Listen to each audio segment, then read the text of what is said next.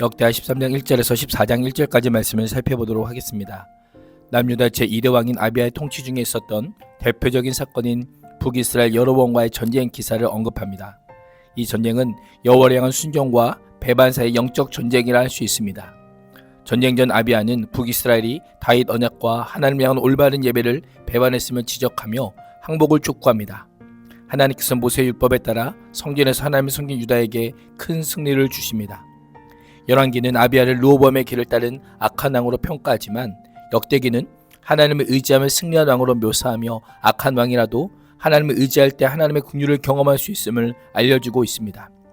13장 1절에서 2절 상반절은 아비야의 통치 도입부입니다. 아비야는 여호와는 나의 아버지시다. 나의 아버지는 여호와시다라는 의미입니다. 아비야는 여로보암 통치 제18년에 유다의 두 번째 왕이 되어 예루살렘에서 3년간 다스립니다. 아비야의 어머니는 미가야로 르호보암이 가장 사랑하는 아내였습니다. 미가야란 누가 여호와와 같은가, 여호와의 필적할 만한 자가 누구인가라는 의미입니다. 미가야는 압살롬의 딸 다말과 기브아 사람 우리엘의 딸이요 압살롬의 손녀입니다. 우리엘은 하나님은 나의 빛이라고 하는 의미입니다. 13장 2절 하반절에서 12절은 이스라엘 내전 아비야의 선포입니다. 아비야와 여로보암 사이에 전쟁이 벌어집니다.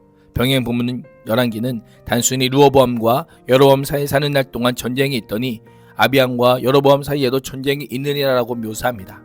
그러나 역대기 저자는 아비야의 행적 중 특별히 여로보암과의 전쟁 기사를 무려 17절에 걸쳐 언급하며 그중 9절에서 다윗 언약에 기반한 아비야의 연설에 집중합니다. 그 이유가 무엇일까요? 이 전쟁은 단순히 남유다와 북이스라엘의 전쟁이 아니라 여호와의 종교와 우상 종교, 다윗 언약을 계승한 정통 왕조와 사이비 왕조의 영적 전쟁이기 때문입니다. 이를 통해 여호와를 신뢰한 다윗 왕조의 승리를 통해 남유다의 정통성을 드러내고 있는 것입니다. 전쟁의 주체는 확실하지 않지만 아비야는 전쟁에 용감한 군인 40만 명 뽑아 싸우러 나갔고 여로보암 역시 정예군인 80만 명 뽑아 이에 맞서기 시작합니다. 이 전쟁은 나라의 운명을 좌우할 만한 대규모의 전면전입니다. 병력 면에서는 유다의 열세입니다. 아비야는 에브라임 산간 지역에 있는 스마라임 산 위에 서서 북이스라엘 왕 여로보암과 그의 군대를 향해 자신의 말을 들으라고 외칩니다. 아비야는 5절에서 이스라엘 하나님 여호와라는 표현을 통해 하나님께서 이스라엘을 선택하셨고 이스라엘을 지키시고 언약을 맺으신 바로 그 하나님을 강조하며 시작하고 있습니다. 그 하나님께서 다윗에게 영원한 왕권을 약속하신 소금 언약을 선포합니다. 소금 언약이란 원래 거제를 제사장들의 몫으로 영원히 정하신 하나님의 변함없는 언약으로 여기서는 언약의 견고함과 지속성을 가리킵니다. 5절 하반절은 너희가 알 것이 아니냐라고 하는 스사오문문을 통해 이스라엘 죄악이 하나님께서 확정한 다윗 언약을 거슬러 다윗 왕조를 맞선 것임을 지적합니다. 그들의 죄악이 용서받을 수 없을 만큼 크다는 것을 강조하고 있는 것입니다. 6절에서는 그 실체를 폭로합니다. 북이스라엘 세운 여로보암 왕은 유다 지파의 혈통도 아니고 솔로몬을 섬기는 신하에 불과합니다. 신분상 왕권을 계승할 자격이 없을 뿐더러 그를 따르는 자들은 건달과 불량배라고 합니다. 그때 르호보암이 아직 어리고 마음도 연약하여 그들을 막지 못했다라고 하고 있습니다.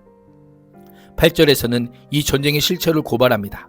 이 전쟁은 단순히 두 왕국의 충돌이 아니라 여호와의 나라를 대적하는 것이다 라고 합니다. 8절과 9절에서 북이스라엘의 우상 숭배와 잘못된 제사장 임명을 질타합니다. 유다는 하나님을 배반하진 않았지만 북이스라엘은 하나님을 배반했다라고 합니다. 여기서 배반하다라고 하는 것은 버리다, 끊어버리다라는 의미입니다. 아비야가 북이스라엘 죄악을 지적하면서 하나님께 대한 배반이라는 표현을 사용한 것은 그 제사가 하나님과 바른 관계를 맺는 연결고리이기 때문입니다. 이스라엘은 하나님과 제사로 언약한 자들이었습니다. 그런 자들이 하나님만이 아니라 하나님의 말씀과 제사 규례를 거부한 그 행위가 하나님과의 언약 관계를 완전히 끊어버리고 파기하고 버린 것임을 지적하고 있습니다. 다윗 언약을 버리고 잘못된 제사를 따르고 있음을 강력하게 지적하고 있는 것입니다. 북이스라엘은 아론의 자손인 여호와의 제사장들뿐 아니라 레위 사람들을 내쫓고 누구든지 어린 수송아지 1마리와 수당 7마리만 끌고 성직을 맡겠다라고 하면 허무한 신인 우상의 제사장이 될 수 있었던 것입니다. 12절에서 아비야는 이 전쟁에서 하나님이 우리와 함께하사 우리의 머리가 되시고 하나님의 제사장도 우리와 함께하심으로 승리는 유다의 것이다 라고 선포합니다. 하나님의 임재와 인도가 결국 전쟁의 승리를 가져다 줄 것이라고 하며 연설을 마무리합니다.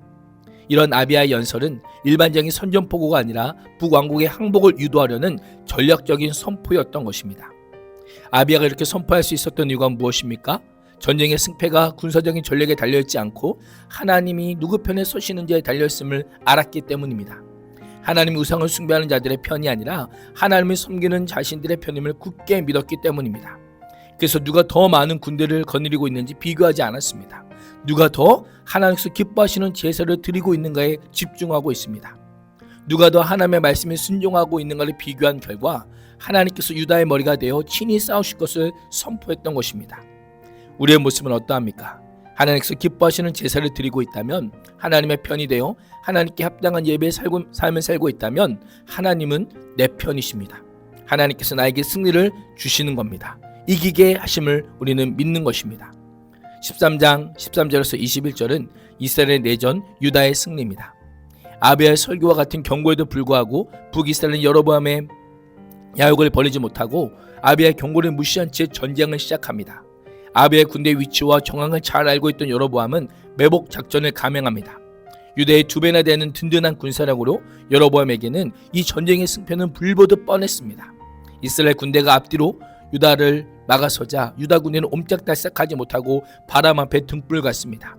적들에게 앞뒤로 갇힌 것을 알았던 유다 사람들은 그 즉시 여호와께 부르짖습니다. 제사장들은 나팔을 불어 전쟁의 신호를 알리고 유다 사람들은 소리를 지릅니다. 이것은 하나님께서 가나안 땅 이방 민족들을 정복할 때 알려주셨던 방식입니다. 이 방식을 북이스라엘에 그대로 사용하며 이 전쟁이 하나님께 속한 전쟁이요 하나님께서 이 전쟁의 주인임을 선포하고 있습니다. 그 결과 15절에서 하나님께서 여로보암과 온 이스라엘을 아비야와 유다 앞에서 치시는 역사가 일어납니다. 북이스라엘 80만 군인 중 50만 명이 전사했고 유다는 대승을 거두게 됩니다. 18절은 이 승리의 본질을 군사적 능력이나 전략이 아닌 이는 그들의 조상들의 하나님 여호와를 의지하였습니다라고 분명히 말씀합니다.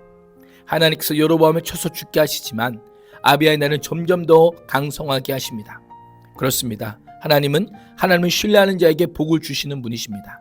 다윗 언약에 대한 하나님의 신실하심과 하나님을 의지하는 자에게 베푸시는 자비와 긍휼이 무엇인지를 아비야를 통해서 보여주고 계신 것입니다. 13장 22절에서 14장 1절은 아비야의 통치 종결부입니다. 아비야의 남은 행적은 선지자 이도의 주석책에 기록되었고 아비야는 죽어서 다윗성에 안장되었고 아들 아사가 왕위를 계승합니다. 오늘도 하나님의 말씀을 붙잡고 하나님 안에 섬기는 예배자로 살아감으로 하나님께서 주시는 복과 은혜를 누릴 수 있기를 주님의 이름으로 축복합니다. 기도하겠습니다. 하나님, 전쟁 같은 인생의 승리의 비결이 오직 하나님의 손에 달려있음을 믿습니다. 오늘도 하나님의 말씀을 붙들고 하나님을 의지하며 하나님만을 예배하는 삶을 살게 하여 주옵소서. 예수님의 이름으로 기도합니다. 아멘.